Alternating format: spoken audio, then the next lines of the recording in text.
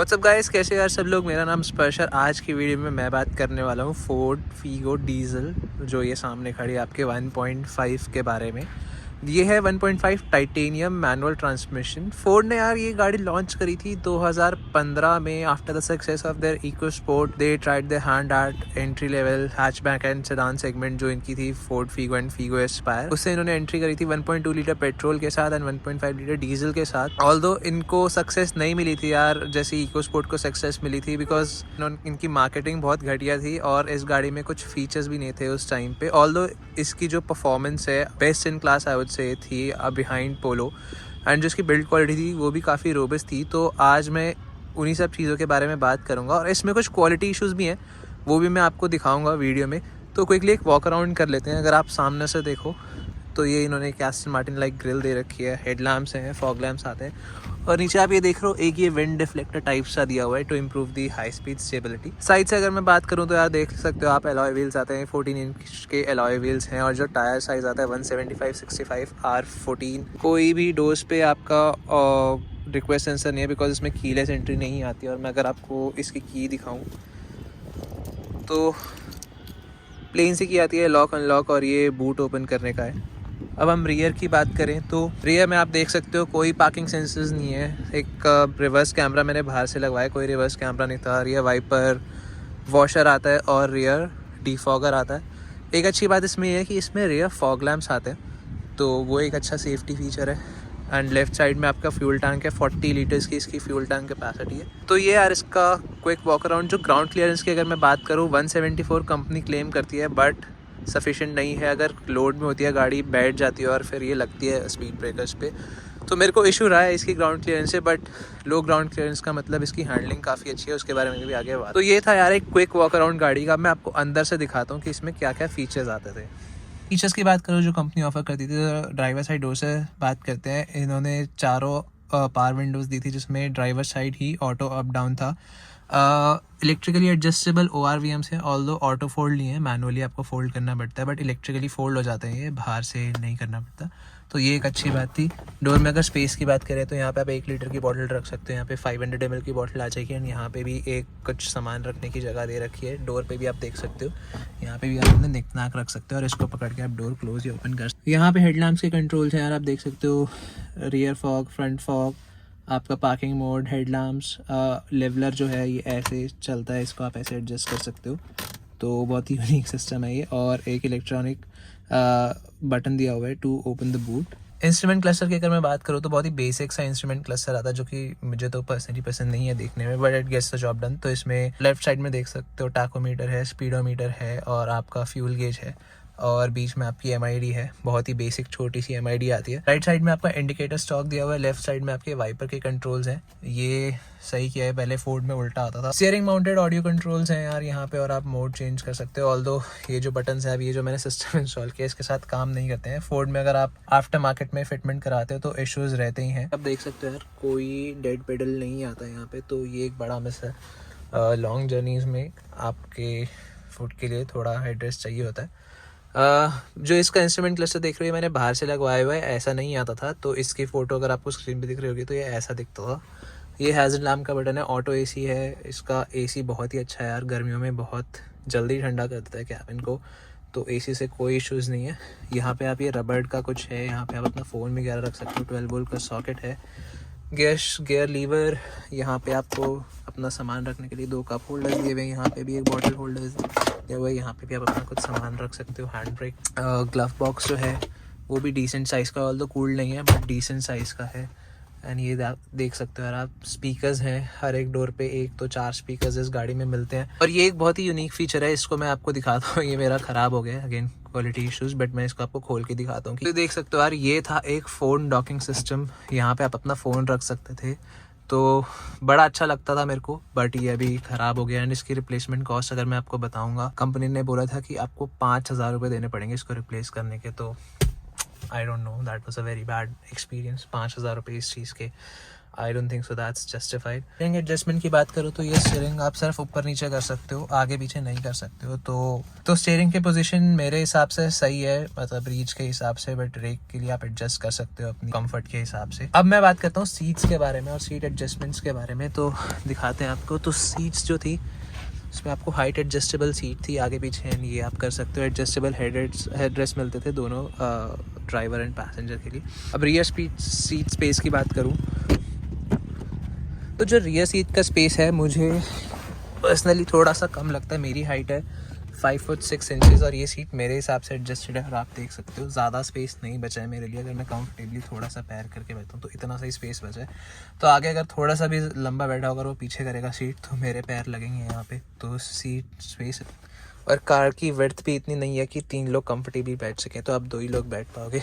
कोई adjustable headrest नहीं है पीछे, सेंटर पैसेंजर के लिए कोई हेडरेस्ट ही नहीं है, कोई आर्मरेस्ट नहीं है। 3 पॉइंट सीट बेल्ट आती है 2, और एक बीच में यहाँ पे सीट बेल्ट आती है 2 पॉइंट सीट बेल्ट।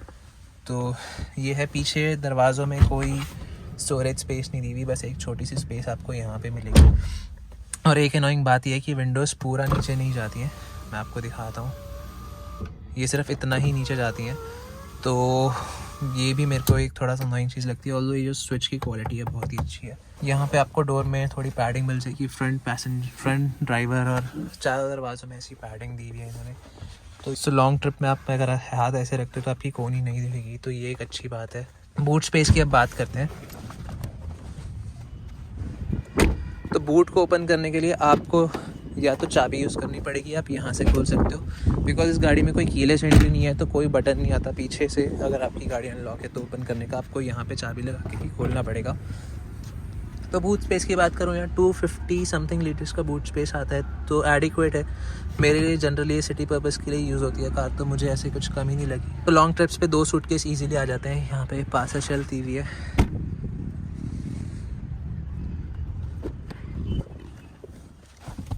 तो अगर मैं स्पेस की ओवरऑल बात करूं तो यार स्पेस 4 लोगों के लिए एडिक्वेट है, बट लॉन्ग ट्रिप्स पे अगर आपको अपना सामान भी कैरी करना है तो आपको कम लगेगा। एंड लॉन्ग ट्रिप्स पे let me tell you, this car is not comfortable.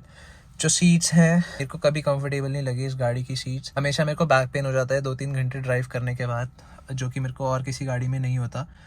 तो ये एक चीज़ मेरे को लगी कंफर्ट के बारे में, this car is not very comfortable at least seat wise. अब मैं बात कर लेता हूँ कुछ सेफ्टी फीचर्स के बारे में। तो इस गाड़ी में 2 एयर बैग्स आते हैं, एक यहाँ पे और एक पैसेंजर साइड, और ABS है, EBD है। एंड अगर आप 20 किलोमीटर्स पर आवर क्रॉस करते हो तो गाड़ी अपने आप ही लॉक हो जाती है। तो ये कुछ बेसिक सेफ्टी फीचर्स हैं इस गाड़ी में। अगर मैं ओवरऑल बिल्ड क्वालिटी की बात करूं यार, तो this car feels very robust. Suspension इसका बहुत स्ट्रॉन्ग है। दरवाज़ों में अगर आप आवाज़ सुनोगे तो बहुत ही अच्छी साउंड आती है, both in front doors and rear doors. But build quality although robust, this car has some quality issues. तो मैं आपको वो भी अभी डेमोन्स्ट्रेट करता हूँ कि क्या क्या क्वालिटी इश्यूज़ मैंने फेस किए हैं इस पर्टिकुलर कार में। जो पहला इशू है यार, ये देखो आप, ये है इनकंसिस्टेंट पैनल गैप्स। ये कैमरे पे इतना दिख नहीं रहा होगा, बट ये जो पैनल गैप है यहाँ पे कम है और यहाँ जाते जाते ज़्यादा हो जाता है। तो इनकंसिस्टेंट पैनल गैप्स हैं ऑल ओवर द कार।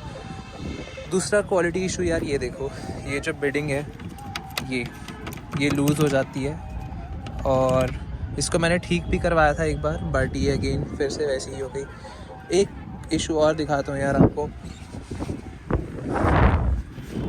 ये देखो यार, ये फ्यूल टैंक जो है ये लॉक्ड है और ये ऐसे बाहर आ गया है। फोर्ड ने इसको बोला था कि 10 दिन लगेंगे इसको हमें ठीक करने में और पार्ट आने में। तो I don't know, after Fords exit I don't like this service. अभी इसकी एक सर्विस ड्यू है, वो मैं करवा के भी एक वीडियो डालूंगा।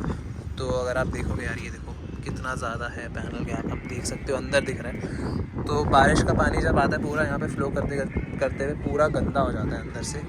चौथा इशू ये देखो यार, यहाँ पे जो है ये डॉकिंग सिस्टम 2-3 साल में ही ख़राब हो गया। तो एक इशू है इस गाड़ी में। एक इशू ये आया था मेरे को कि जो AC का कोई इनकी मोटर होती है जो एयर फ्लो डायरेक्ट करती है, तो इन वेंट से हवा आनी बंद हो गई थी और बहुत अजीब सी आवाज़ आती थी कैसे कुछ की मोटर काम कर रही है पर कुछ हो नहीं रहा अंदर। तो ये एक इशू आया था मेरे को। अब मैं आपको एक और इशू दिखाता हूँ। जैसे मैंने यहाँ से हुड ओपन करने की कोशिश करी, तो टेक्निकली जो है हुड थोड़ा ऊपर हो जाना चाहिए ताकि मैं उसको ओपन कर सकूं, पर ये देखो, ये जो हुड है ये अभी भी एकदम फ्लश है बॉडी से।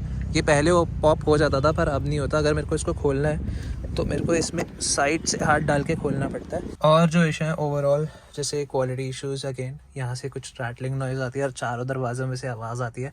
आप इस क्लिप में देख ही पा रहे होगे कि कितनी आवाज़ आ रही है। देखो अभी जैसे ना सामने रेगुलर सरफेस है, अब आप आवाज़ सुनना।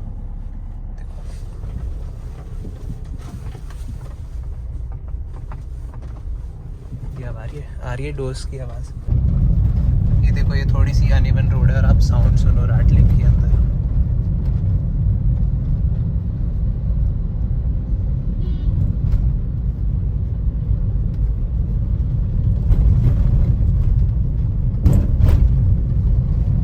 ये सुन रहे हो? आई डोंट नो कैमरा में कितनी आवाज़ आ रही है, बट कुछ स्क्वीकिंग एंड रैटलिंग की आ रही होगी यहाँ से बस। अब मैं ऐसे कुछ फीचर्स बताता हूँ जो इस गाड़ी में मिस हैं, जो कि होने चाहिए थे। पहला इसकी कोई ऑटो डिमिंग IRVM नहीं है, ये बाहर से लगवाया मैंने, ये भी ऑटो डिमिंग नहीं है। और जो कंपनी देती है वो manual day and night mirror देती थी। जो ये है यहाँ पे लाइट है, पर यहाँ पे कोई भी लाइट नहीं है, तो बहुत दिक्कत होती है यार। मान लो कुछ पीछे अगर हमें सामान ढूंढना है, और सिमिलरली बूट में भी कोई लाइट नहीं है। अगर कोई आपका सामान गिर जाए और आपको ढूंढना हुआ कुछ, तो मुझे लगता है कि कंपनी को ये देना चाहिए था। और इस गाड़ी में कोई ऑटो वाइपर या ऑटो हेडलैम्प कुछ नहीं आता। मुझे ऑटो हेडलैम्प से कोई इशू नहीं है कि ना आए, बट मुझे ऑटो वाइपर्स लगता है कि अगर मैं इस गाड़ी के 9-9.5 लाख दे रहा हूँ तो एटलीस्ट कंपनी ऑटो वाइपर्स तो दे सकती थी, बट इट्स स्टिल फाइन। एक कूल फीचर मैं आपको इसके बारे में बताता हूँ। लेट्स से आपके वाइपर्स ऑन है और आपने रिवर्स गियर डाला, तो रियर वाइपर जो है ऑटोमेटिकली वाइप कर देता है। एक बार चलो मैं आपको करके दिखाता हूँ। लेट्स से मैं गाड़ी ऑन कर लेता हूँ। जैसे मैंने वाइपर ऑन कर रखा है, अब मैंने रिवर्स गियर डाला तो आप देख सकते हो ये पीछे का वाइपर भी एक बार वाइप कर देता है। तो ये एक स्मार्ट फीचर इन्होंने दिया था अपनी इस फीगो में, विच आई लाइक वेरी मच। तो ये थी यार कुछ फीचर्स के बारे में बात। अब हम बात करेंगे इस गाड़ी की परफॉर्मेंस के बारे में, जो कि अमेजिंग है यार। ये सब इश्यूज असाइड, जब आप इस गाड़ी को चलाओगे ना, you will forget everything about issues या कुछ भी। आपको मज़ा आ जाएगा and you will want to drive this car all day. तो कुछ परफॉर्मेंस नंबर्स की बात कर लेते हैं। This is 1.5 litre diesel manual transmission, 99 horsepower, 215 newton metre का टॉर्क, अराउंड 1095 kg इस कार का वेट है। और जो इसकी परफॉर्मेंस है ना, 0 to 100 in less than 10 seconds. Amazing braking, straight line performance of this car is amazing. मैं आपको करके दिखाता हूँ एक बार। इन गियर एक्सेलरेशन अमेजिंग, कोई टर्बो लैग नहीं है इस गाड़ी में। तो चलो मैं आपको एक डेमोन्स्ट्रेशन देता हूँ छोटा सा। तो अभी जैसे आपको ऑफ द लाइन परफॉर्मेंस दिखाता हूँ कि कैसे चलती है। इसका स्पीडोमीटर एकदम टाकोमीटर की तरह आगे जाता है। I would say braking is also pretty amazing on this। City में आपको ओवरटेक करने में कभी कोई दिक्कत नहीं होगी, कभी आपको कोई लैक ऑफ पावर नहीं लगेगी। इसका टर्बो लैग इतना वेल कंटेन्ड है, आपको 1400-1500 RPM से ही आपको पावर मिलनी शुरू हो जाती है। उसका भी मैं आपको एक छोटी सी डेमोन्स्ट्रेशन दिखाता हूँ। अभी जैसे गाड़ी 1500 RPM के अराउंड है और इमीडिएटली पिक हो जाती है, चीज़ें ऐसे इधर उधर उड़ रही हैं। तो अमेजिंग परफॉर्मेंस यार। आप कोई भी इशू भूल जाओगे इस गाड़ी के साथ जब आप इस गाड़ी को चलाओगे। Amazing stability, straight line performance is amazing, cornering performance is also amazing. मतलब कि जब आप कॉर्नर करते हो बहुत ही मिनिमल सा बॉडी रोल रहता है, कोई ऐसा इशू नहीं आता कि एक्सेस बॉडी रोल फील हो रहा है। हिल्स में भी जब आप इस गाड़ी को चलाते हो आपको मज़ा आ जाएगा।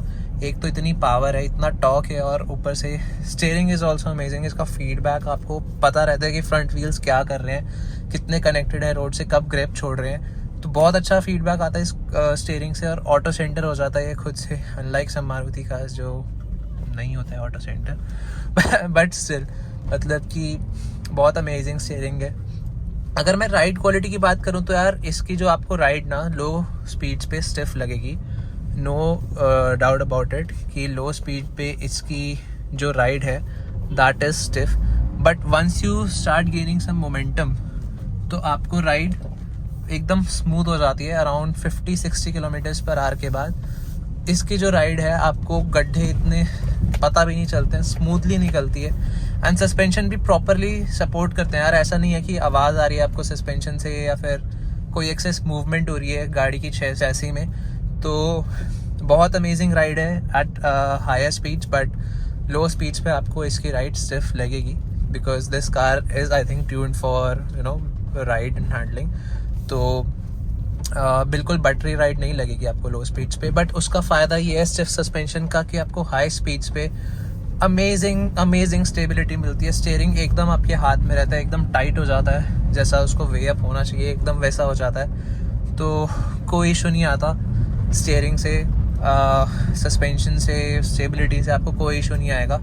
टॉप स्पीड की अगर मैं बात करूं यार, ये गाड़ी 190 किलोमीटर पर आवर टच कर जाती है। छोटी सी गाड़ी है और इतनी परफॉर्मेंस है इस गाड़ी में कि मतलब कहने कि आपको एक बार एक्सपीरियंस करना पड़ेगा इस कार को। फ्यूल एफिशिएंसी की अगर मैं बात करूं तो फ्यूल एफिशिएंसी सिटी में अगर आप लाइट फुटेड चलाते हो तो 18 to 19 किलोमीटर पर लीटर भी दे देती है। मुझे जो देती है ये 18 किलोमीटर पर लीटर, 19 किलोमीटर पर कोई इशू नहीं आता। और हाईवे पे if you maintain 90-100 kilometre per hour तो आपको जो फ्यूल एफिशिएंसी है वो अराउंड 23-24 किलोमीटर पर आवर के साथ मिल जाएगी। And this is with full load I am talking about. अगर आप कम लोग हो तो 24-25 ईजिली टच कर जाती है। वन थिंग आई फील इसकी इसमें कोई क्रूज कंट्रोल नहीं है, बट आपको मैनुअली स्पीड मेंटेन करके रखनी पड़ेगी। बट फ्यूल एफिशिएंसी से मेरे को कोई कंप्लेंट नहीं है। This is an amazing gem of an engine जो कि अनफॉर्चुनेटली अब नहीं मिलेगा किसी को भी, because first of all Ford is out of India now and second of all diesel engines जो है they are being phased out from every car. So unfortunately we won't be receiving diesel like torque now in cars. तो वो एक मेरे को issue लगता है। NVH की अब मैं बात करता हूँ यार। NVH से मेरे को थोड़ी कंप्लेंट्स हैं इस गाड़ी में, अगर आप सुन पा रहे हो तो जो नॉइज़ है प्रॉपर इंसुलेशन नहीं है, आपको प्रॉपरली रोड नॉइज़ सुनाई देगी। आपको चलते चलते थोड़ी सी डोर की क्रीक्स भी सुनाई दे रहे होंगे और रैटलिंग भी सुनाई दे रही होगी। तो quality issues and again NVH I feel insulation is not that great. Idle पे आपको गियर लीवर एंड स्टीयरिंग पे वाइब्रेशंस आएंगे which is normal for a diesel engine, that's not a complaint. But ये जो चीज़ है मेरे को आपको बतानी है, तो आई एम टेलिंग यू कि यू कांट एक्सपेक्ट कि आपको पेट्रोल लाइक रिफाइनमेंट मिलेगी एक डीजल इंजन से। ऑल्दो विद से अगर डीजल इंजन के स्टैंडर्ड से देखा जाए तो this is still very refined. अब थोड़ा सा नॉइजी है ये इंजन बट वेरी रिफाइंड, कोई ऐसा वाइब्रेशंस नहीं आती। And once you start moving तो स्टीयरिंग पे या फिर गियर लीवर पे आपको कोई वाइब्रेशंस फील नहीं होंगी, बट हाँ आपको साउंड आएगी अंदर जो रोड नॉइज़ है। एंड सस्पेंशन नॉइज़ इतनी नहीं आती है, but road noise you will feel and engine noise you will constantly hear. एक पॉइंट पे बस आपको इंजन नॉइज़ नहीं आएगी, जब आप अपने RPMs को कॉन्स्टेंट रखोगे तब ये एकदम इंजन साइलेंट हो जाता है। बट इफ़ यू एक्सेलरेट तो आपको इंजन नॉइज़ आएगी अंदर एट ऑल स्पीड्स। तो ये एक इशू है यार इस कार में NVH से रिलेटेड। इस गाड़ी में इतना टॉक है कि आप इसको सेकंड गियर से भी अगर पिक करते हो ना स्टैंड से, तो आपको पता नहीं चलेगा कि आपने सेकंड गियर लगा रखा है।